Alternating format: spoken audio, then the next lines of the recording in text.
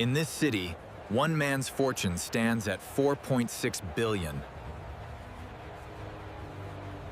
He paid minimal taxes. Your job? Prove his lie. Succeed, he goes to prison. Fail, you lose your career. The true challenge isn't the billionaires, but the system shielding them. You work in an old government office. Your badge confirms you're an IRS criminal investigator, earning $62,000 annually. The billionaire you're pursuing earns your entire annual salary in just 1 minute. You're faced with thousands of pages, searching for the single number he desperately wants hidden. Nobody truly chooses this profession. It selects those stubborn enough to endure. You earned an accounting degree, but your roommate landed a $110,000 starting salary at Goldman. Another friend started at Deloitte for $85,000, while you accepted $48,000 in a crumbling federal office. Same education, different paths. Your mother questioned your choice, and you weren't certain. 6 months of training means mastering a 7,000-page tax code. The tax code isn't flawed. It's designed with loopholes, each sponsored by a lobbyist. Every legal gap exists because someone paid for its inclusion. You're learning architecture, not rules. The system protects those who built it. Your first case. A small business owner in New Jersey hid $340,000 using fake invoices. He wept before your first question. You felt sick. Your supervisor watched.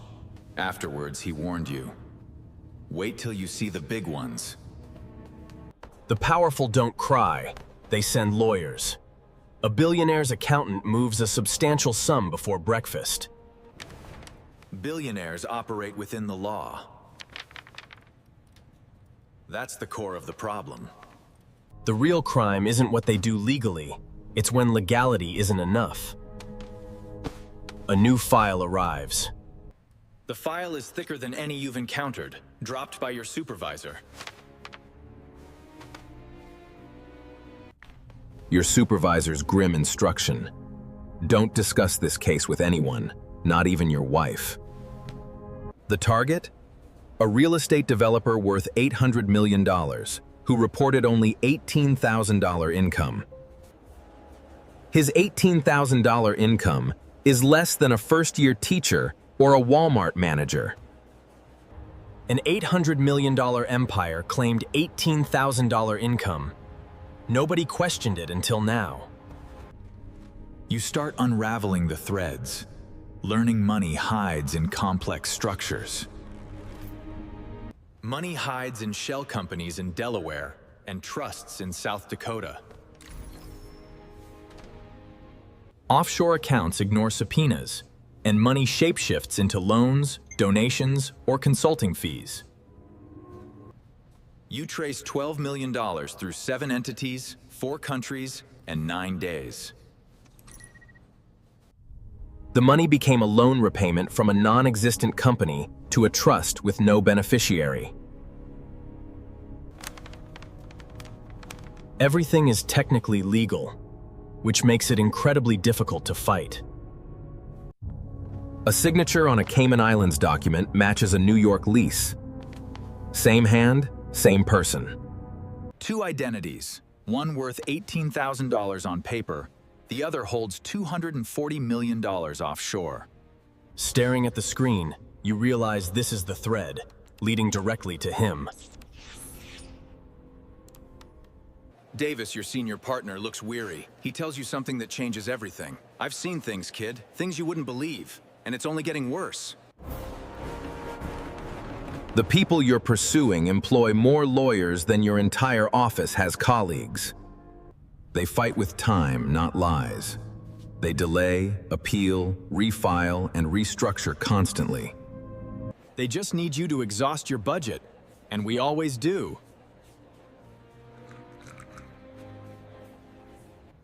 One morning, 3 crucial pages are missing from the file, linking the shell company to the man. The log shows no sign out. You question Davis, who avoids your gaze. Where were the pages last seen?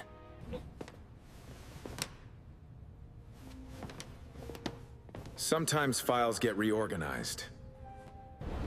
Your chest tighters. You decide to rebuild the files from your personal copies. Something has shifted. The internal pressure mounts. You get promoted, not for being the best, but because you didn't quit. Half your training class is gone, lured by the private sector's higher pay.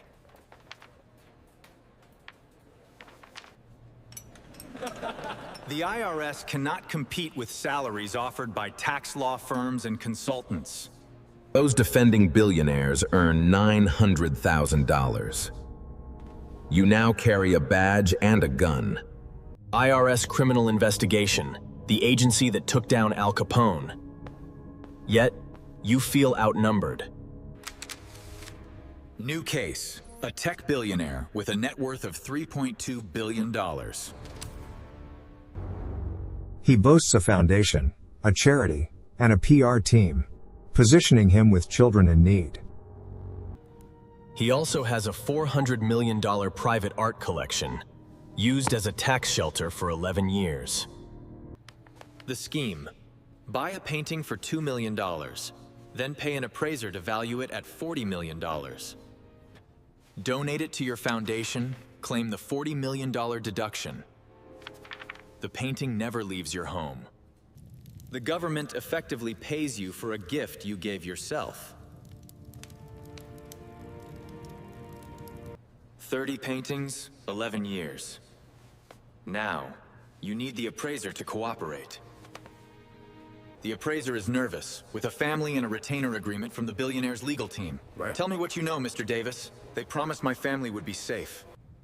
He has a $90,000 annual retainer to stay silent. He lawyers up in 20 minutes. The $2,100 an hour lawyer enters. The appraiser leaves, and you're back to square one.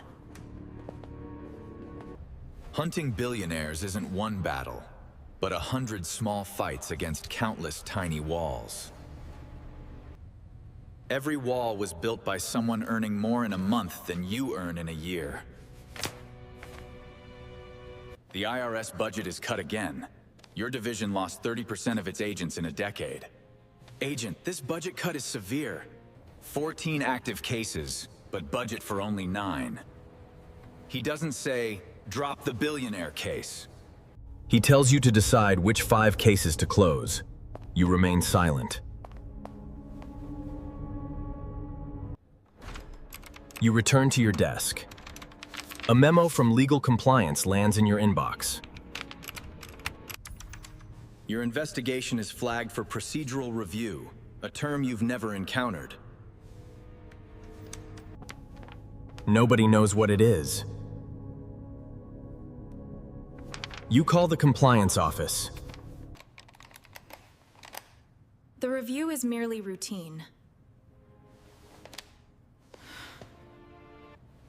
I'm not authorized to share that.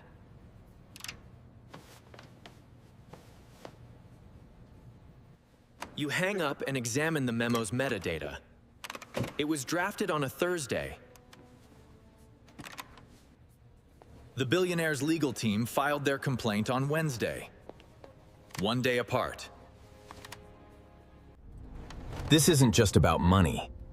It's whether the system fights with you, or if parts have switched sides.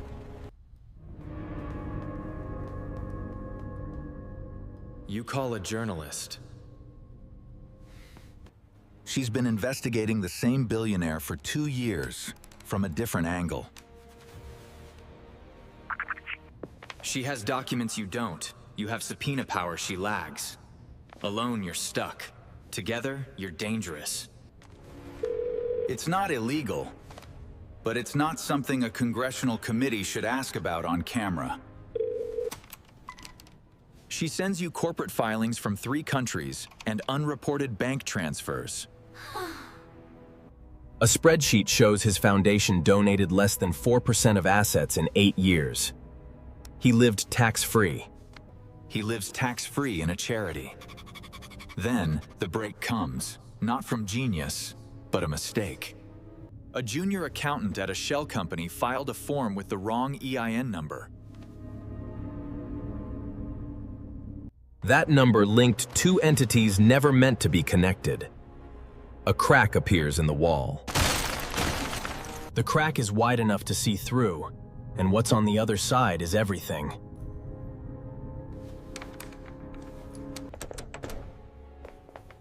You go to the U.S. attorney, needing a warrant.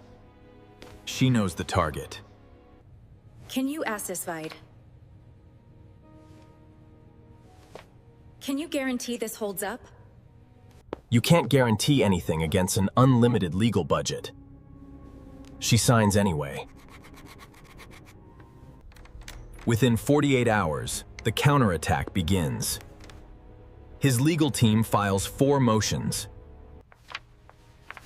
They challenge jurisdiction, scope, and you personally. A formal harassment complaint is sent, copied to a U.S. senator. The senator controls IRS funding. This isn't coincidence, it's a message. You come home. It's 11 p.m. Your kid is asleep. Someone called the house today. They didn't say anything. They just called and hung up. It's gonna be okay. Narrator. An narrator. You tell her it's nothing, but you don't believe it. You install a camera before sunrise. There, safe and sound. The senator's office calls your director, who calls your boss, who then calls you. There's a meeting in 30 minutes, and you already know the outcome. Your director doesn't kill the case, but bleeds it. Reduced scope, team, and budget. You have 90 days to build a prosecutable case. 90 days. After that, the case is shelved, and the billionaire returns to his stolen tax deductions. You work 19-hour days. Your team is now just 4 people. Your 4-person team faces the billionaire's legal team of over 40 attorneys. 4 against 40. That's what justice looks like when one side has endless money. On day 41, your best analyst quits for triple the salary at a leading corporate entity. You can't blame her. On day 74, the journalist publishes. Public pressure surges. Suddenly, a national legal authority calls you back. Your director suddenly finds budget. The public must get angry for the government to act. Day 82, the raid. It's 6:15 a.m. A caravan of black SUVs with IRS criminal investigation, FBI, and federal marshals.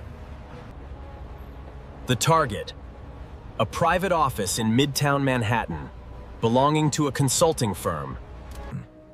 The firm has no employees, no website, no clients. But inside is a server. On that server are the real books.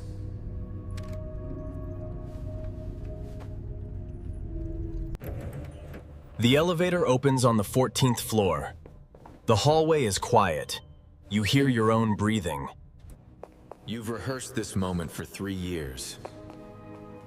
You nod. The door opens. Authorized personnel. Step away from the machine. He steps back, hands shaking. The shredder is warm, paper dust floats. Nobody speaks for 4 seconds. The server is seized. 2.3 terabytes.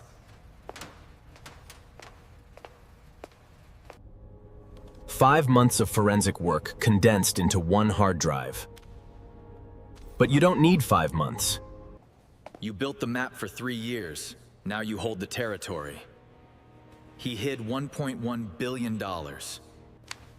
That's not his net worth, just the part he hid. The billionaire isn't there during the raid. He's on a yacht in the Mediterranean. His lawyer informs him, but he doesn't return for weeks. Your team has been apprehended, sir. Tell them to wait. Bail is set at $50 million, which he posts in cash. That $50 million is more than your office's annual operating budget. He walks free the same day. The trial lasts 14 months. His legal team files 193 motions. 4 agents against 193 motions. Some mornings, you stare at the steering wheel for 10 minutes. He's found guilty on 4 of 7 counts. The courtroom is silent, and you feel nothing but tired. His sentence, 28 months in a minimum security facility with tennis courts. He'll serve 19 with good behavior. His net worth after penalties is still a significant financial figure. He entered a billionaire, he'll leave a billionaire. The system took a haircut off a fortune and called it justice. The IRS recovered $684 million. It trends on Twitter for 6 hours, then everyone moves on. The money enters the general fund. No ceremony, no plaque. Your name isn't mentioned. You return to your desk Monday, acting as if nothing happened. There's a new file.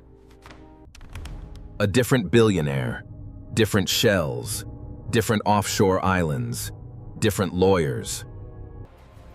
But the architecture is the same. The game is the same. The stack of pages is thicker. Davis retired last year after 30 years. No headlines, no fanfare. Your best analyst left for the private sector. 2 new trainees just started. They ask what it's like hunting billionaires.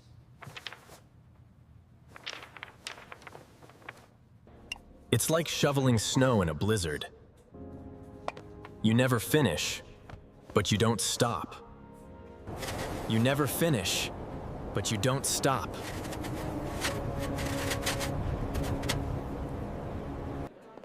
Someone asks what you do. You say you work for the IRS. Everyone makes the face. They think you audit waitresses, unaware of the server in Midtown or the 2.3 terabytes. They don't know about your home camera, the senator's threats, or the 3 missing pages. They know nothing, and you can't tell them. So you just say, yeah, taxes. It's pretty boring. Right now, in a glass tower, a man looks at a very large number and picks up the phone. Yes, I see it. Execute the transfer now. It needs to disappear before morning. And in a government building, with old carpet and humming fluorescent lights, someone is opening a file. They make $62,000, have a badge, a calculator, and a 7,000-page tax code. The billionaire has money, but you possess the one thing he fears: patience. The file is thick. You read.